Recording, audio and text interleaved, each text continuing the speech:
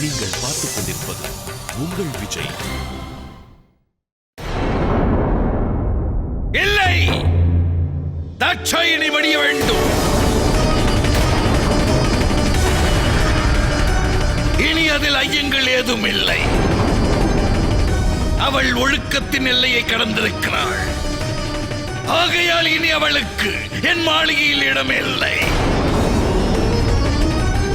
அவள் ஈசனுக்கு உரியவளாவது என்றும் என்னால் அனுமதிக்க இயலாது. ஏற்கவும் மாட்டேன்.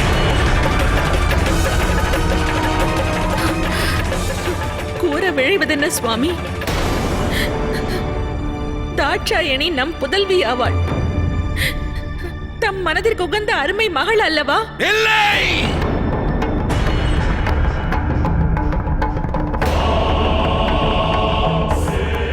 அது கடந்த காலம்.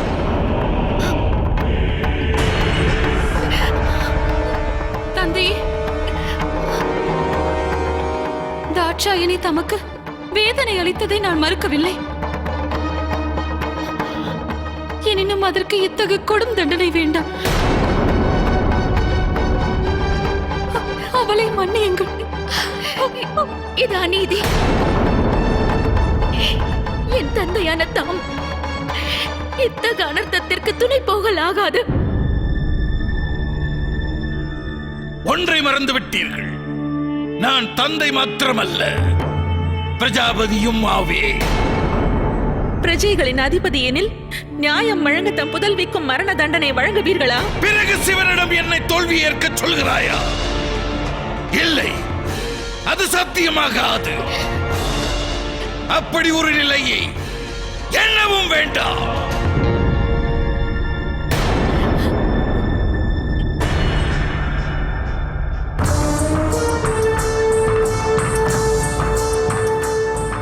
என்ன உன் நிலை?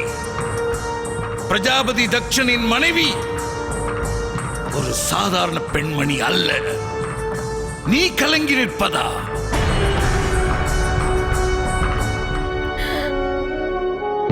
தாம் சத்தியம் ஒன்றை மறக்கிறீர்கள் சுவாமி. இந்த பிரஜாபதி தக்ஷனின் மனைவி ஒரு சாதாரண பெண்மணி இல்லை என்றாலும் ஒரு அன்னையும் ஆவாள். சத்தியின் தாய். அன்னைக்குரிய ஸ்தானமானது இந்த சிருஷ்டியில் அனைத்திலும் மகத்துவமானது. நான் ஈன்றெடுத்தவள் சுவாமி. என்னால் பிராணன் பெற்றவள்.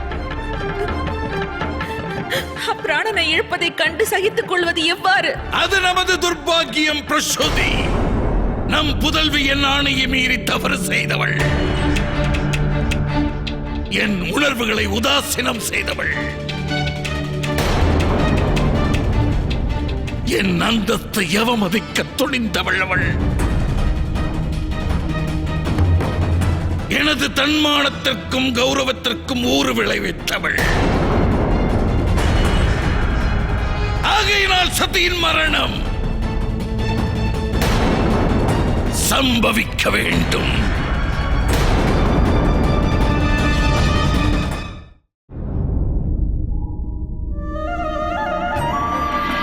இவ்விரதத்தை மேற்கொள்வதால் உலகில் வாழும் அனைவர் வாழ்விலும் மங்களம் உண்டாகும். திருமணமாகாத பெண்களுக்கு நல்வரனானது கிடைக்கும். பகவான் விஷ்ணுவும் பிரம்மதேவரும் தம்மை பூஜித்தனர். தாங்கள்தான் ஆதிசக்தி.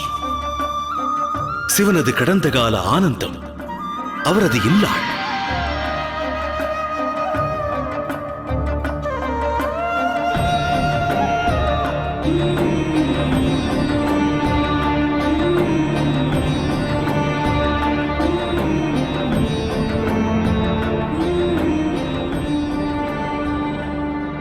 நேர்ந்ததென்ன தாட்சாயினி? நீ இங்கு வர காரணம்? வேறு எங்கு செல்வது? அவமதிப்பை ஏற்று வாழவா? பிரிவதனை ரசித்திருப்பதா? அவருக்காக எத்தனை துன்பங்களை சந்தித்தேன். எனினும் ஒரு முறை ஏனும் அவர் எண்ணி இருப்பாரா? பாறைகளிடையே வாசம் செய்து அவர் இதயமும் கல்லானதாக தோன்றுகிறது. அவ்வுள்ளத்தில் அன்பு, மையல், பாசம் போன்ற உணர்வுகளுக்கு இடமில்லை. அவ்வாறு கூறாதே சதி. அவர் இதயம் கல்லாகி இருந்தால் ஒவ்வொரு முறையும் உன் அழைப்பை ஏற்று வந்திருப்பாரா? உன்னை காக்க விரைந்திருக்கிறார். உன் வாயிலாக பிறர் எவரையேனும் காக்கவும் முனைந்திருக்கிறார். என்றும் உன்னை அவர் நிராசை கொள்ள செய்ததில்லை. எனினும் இன்று அவரது பக்தர்கள் ஒன்றிணைந்து அவரை ஆராதிக்கும் வேளையில், மகா சிவராத்திரி விழா நடக்கும் தருணத்தில் அவை அனைத்தையும் புறக்கணித்து அவரது கவனம் உன்மீது படிவதைதான் விரும்புகிறாயா? அது சாத்தியமில்லை தாட்சாயினி. ஒன்றை என்றும் நீ மறவாதே. ஈசனின் மீது அவர் பக்தர்களுக்கும் உரிய உரிமை உண்டு. நீ வீணே கலங்க வேண்டாம். ஆனால் நான் சிவனது பக்தை அல்ல, அவரது பத்தினி அல்லவா? அவர் என்னவர்? எனக்குரியவர். அவரை உரிமை கோரும் அதிகாரம் எனக்குள்ளது. மையலில் இவ்வகை பிடிவாதம் உகந்ததல்ல. எழு, அவருடன் நீயே முதலில் உரையாடு. வா. இல்லை மாதங்கி, இனி நான் தனிந்து வரமாட்டேன். என்னுடன் உரையாடும் எண்ணம் அவருக்கு இருந்தால் என்னை தேடி அவரே இங்கு வரட்டும்.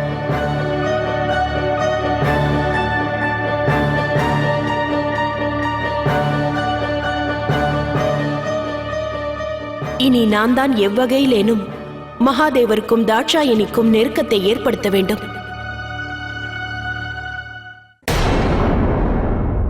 வேண்டாம் சுவாமி, வேண்டாம். தாட்சாயணியை மன்னித்தருளுங்கள் சுவாமி. இம்முறை அவளை மன்னித்தருளுங்கள். அவள் மீது தயை கொள்ளுங்கள் சுவாமி. தந்தையே, தம்மிடம் மன்றாடுகின்றோம் தந்தையே, அனர்த்தம் நிகழ வேண்டாம். தந்தையே, தாட்சாயணிக்கு ஒரு இறுதி வாய்ப்பளிக்க தம்மிடம் நான் பிரார்த்தனை செய்கிறேன். அவளுக்கு நான் எடுத்துரைக்கிறேன்.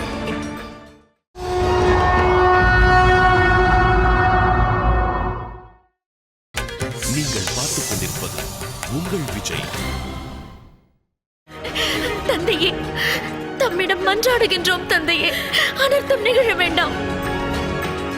தந்தையே, தாட்சாயணிக்கு ஒரு இறுதி வாய்ப்பளிக்க தம்மிடம் நான் பிரார்த்தனை செய்கிறேன். அவளுக்கு நான் எடுத்துரைக்கிறேன். நாங்கள் அவளுக்கு அறிவுறுத்துகிறோம் தந்தையே, இம்முறை அவளை மன்னியுங்கள். மந்திரியாரே, இந்த தக்ஷன் தங்களுக்கு இட்ட கட்டளையில் மாறுதல் ஏதுமில்லை. ஆணைப்படி பிரஜாபதி. சற்று பொறுங்கள் தந்தையே. தாட்சாயணிக்கு ஏற்பட்டிருப்பது பிரமை என்று தாங்களும் கூறினீர்கள். தாம் தமது ஆற்றல்கள் அனைத்தும் கொண்டு அப்பிரமையை அழித்துவிட இயலாதா? சுவாமி, தாட்சாயணிக்கு மரண தண்டனை அளித்து தம் குடும்பத்தினர் அனைவரையும் தாம் தண்டிக்கிறீர்கள் சுவாமி. இது எத்தகைய நியாயம்?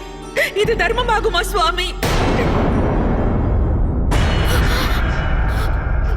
தண்டலத்திற்காக தன் குடும்பத்தினரை தலைக்க விழச் செய்யும் முன்பு சதி சிந்திக்காததே. கூறு.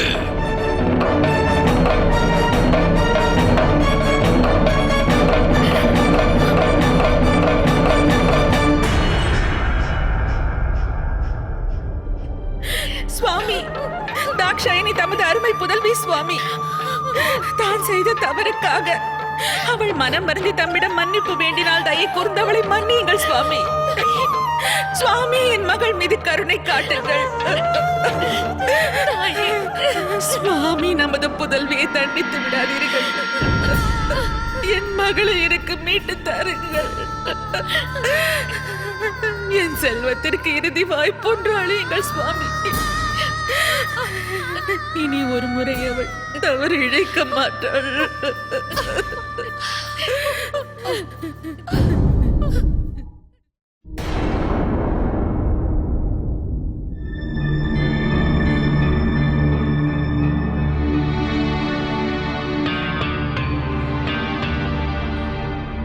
பிரபு தாம் சகலமும் அறிந்தவர். தாட்சாயணியின் தவிப்பும் தன் கவனத்திலிருந்து தப்பி இருக்காது. தம் மீது அவள் ஆழ்ந்த மையல் கொண்டிருக்கிறாள். தம் மீது கொண்ட மையலுக்காக தாமரை உள்ளம் கொண்ட அவள் தாங்க உண்ணா வேதனைகளை அனுபவித்திருக்கிறாள். தனியே போராடி தடைகளை கடந்திருக்கிறாள். ஆகையால் இனியேனும் தம் பாசத்திற்காக ஏங்கும் பாவை அவளை பரிதவிப்பில் ஆழ்த்த வேண்டாம். தன்னை கட்டுப்படுத்திய எல்லைகளை அவள் துணிந்து கடந்து வந்திருக்கிறாள். இனியும் அவளை சோதிக்காதீர்கள் பிரபு.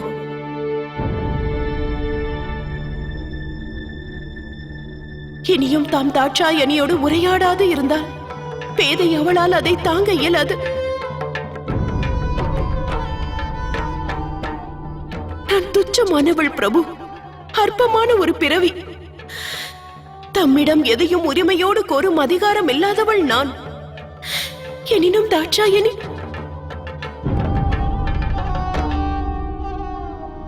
அவள் எனது புதல்விக்கு இணையானவள் பிரபு. அவள் படும் துன்பத்தை துர்பாகியசாலி என்னால் சகிக்க இயலவில்லை. ஒரே ஒரு முறை தமது துணைவியிடம் தாம் மனமுவந்து உரையாடுதல் இயலாதா? தமது சொல்லுக்காகவே காத்திருக்கிறது அந்த தென்றல். தன் தந்தை தனக்கு அளித்த சித்திரவதைகள் அனைத்தையும் தமக்காகவே ஏற்றாள். சொல்ல ஒண்ணா துயரத்தில் ஆழ்ந்தாள். அதற்கு பலனாக தன் கருணை பார்வையினை ஓர் முறை அவள் மேல் பதிக்க இயலாதா?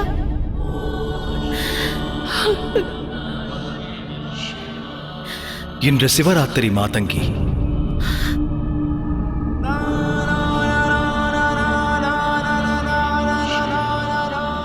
இன்று பக்தர்கள் தம் சித்தத்தில் வேண்டுவதை நிறைவேற்றுவான் இந்த பித்தன். தாட்சாயணியை நாடிச் செல்கிறேன். நீ எண்ணியது ஈடேறும்.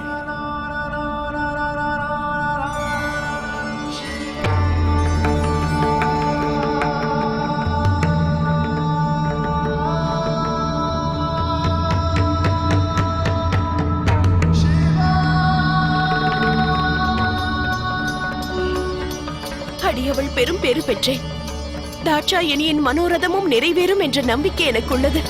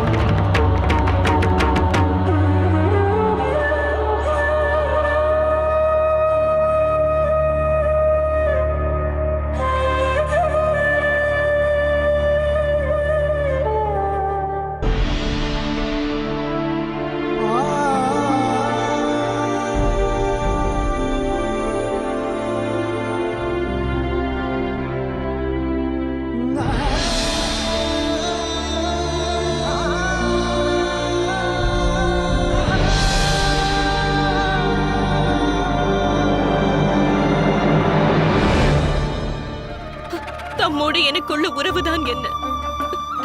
தம்மை நோக்கி நான் கவர்ந்தெழுக்கப்படுவதின் காரணம் அறியாமல் தவித்தேன்.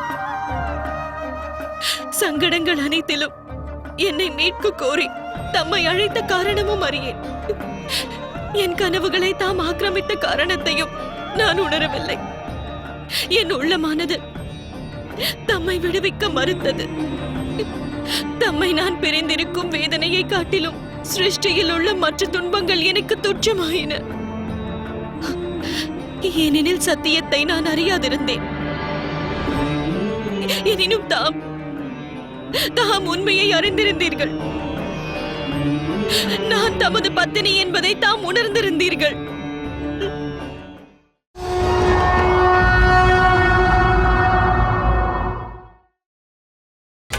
நீங்கள் பார்த்துக் கொண்டிருப்பது உங்கள் விஜய். ஏனெனில் சத்தியத்தை நான் அறியாதிருந்தேன். எனினும் தாம் உண்மையை அறிந்திருந்தீர்கள். நான் தமது பத்தினி என்பதை தாம் உணர்ந்திருந்தீர்கள். சத்தியத்தை உணர்ந்திருந்தும் தம்மால் பிரிந்திருக்க இயன்றதா? என்னிடம் உண்மை கூற ஒரு முறையேனும் இச்சை எழவில்லையா? இப்பிரிவின் பின்னே உறைந்திருக்கும் சத்தியத்தினை என்னோடு பகிர்ந்து கொள்ள தோன்றவில்லையா? உண்மை உள்ளம் இனிக்காது என்ற எண்ணமா? என் துன்பம் கண்டு மனம் இழகவில்லையா? என்னை தம்மவளாக ஏற்க தமக்கு விருப்பம் இல்லையா? என் குறித்த உண்மையை என்னிடத்தில் கூற உள்ளம் தடுத்ததா? நம்மிடையே உள்ள உறவினை என்னிடம் கூற தடையாக எது இருந்ததென்று கூறுங்கள்.